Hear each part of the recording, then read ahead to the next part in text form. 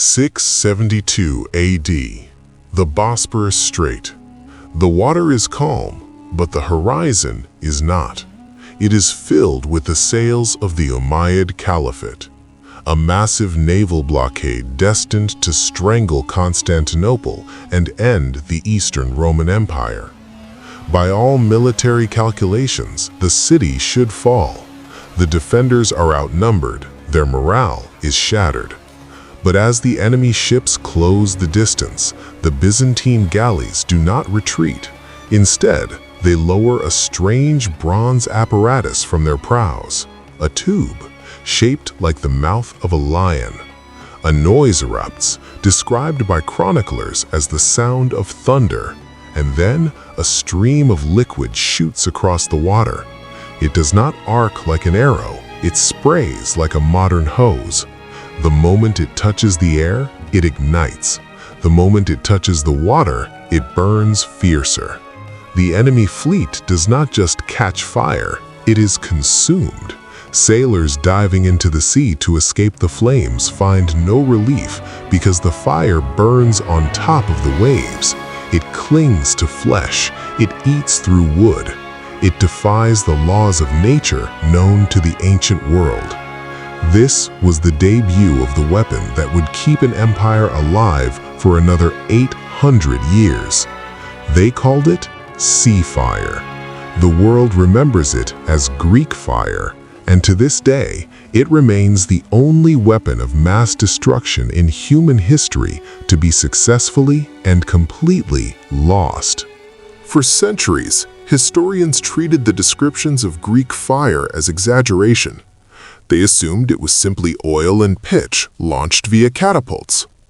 But in the mid-20th century, engineers and chemists began re-examining the primary sources, the Tactica of Emperor Leo VI and the Alexiad of Anna Komnene. They realized the texts were not describing a projectile. They were describing a chemical reaction combined with a hydraulic pump, a flamethrower in the 7th century. The implications of this are staggering. The technology required to pressurize a volatile liquid, heat it safely, and project it over a distance of 30 meters without exploding the host ship implies a level of metallurgy and fluid dynamics that should not have existed in the Dark Ages. The invention is credited to a refugee architect named Callinicus of Heliopolis. But Callinicus didn't just mix chemicals, he engineered a system.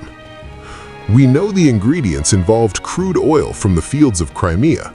We suspect sulfur. We suspect pine resin to make it sticky, similar to modern napalm. But the crucial component, the igniter, remains a subject of fierce debate. Some chemists argue for quicklime, which heats up when it hits water. Others argue for calcium phosphide.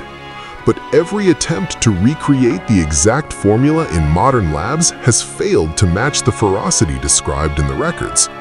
We can make fire. We cannot make this fire. Forensics, engineering, uncomfortable data. In the 1950s, physicist Derek de Sola Price studies the mechanism. He is stunned. This isn't just gears. It's a system, a fully integrated model of the cosmos as the Greeks understood it. Sun, moon, planets. Later studies reveal something worse, a differential gear, previously thought invented in the 16th century. This allows two rotations to combine into one output, used today in car transmissions. It should not exist here.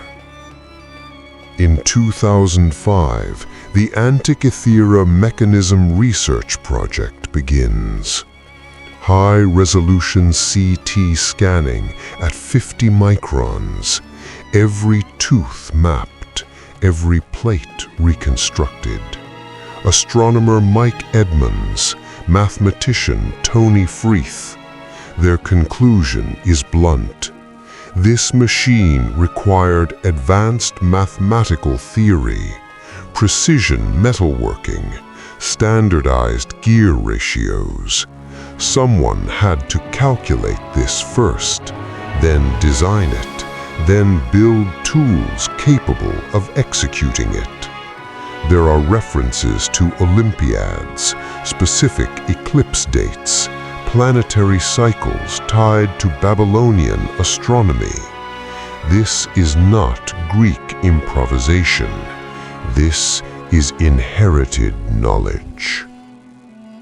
And here's the problem. There are no earlier prototypes, no workshop remains, no instruction manuals, nothing.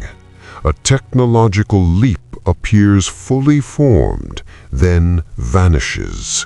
For over 1,000 years, nothing like it exists again. Medieval Europe has astrolabes. Islamic astronomers have charts, but nothing mechanical, nothing with gears modeling time itself. It is as if someone reached forward, borrowed an idea from the future, and dropped it into the ancient world, then sealed it inside a shipwreck. So we are left with an uncomfortable possibility. How advanced was ancient science really, and how much of it slipped through history's fingers? The relief is carved deep into limestone. Low light. Dust still clings to the grooves. A long oval shape, sealed at one end. A cable-like line running from its base. Inside the shape, something coils. A serpent stretched and glowing in stone.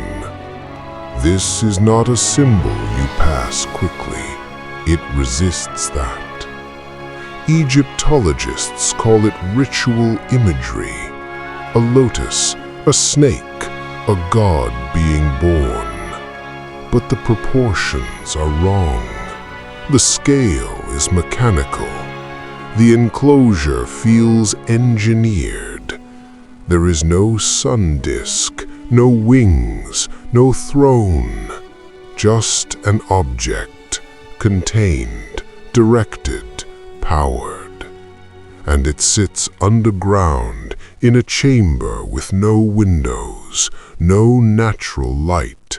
No reason to decorate unless someone could see. The walls here are not celebratory, they are technical. Stone does not ask questions, it just keeps the record.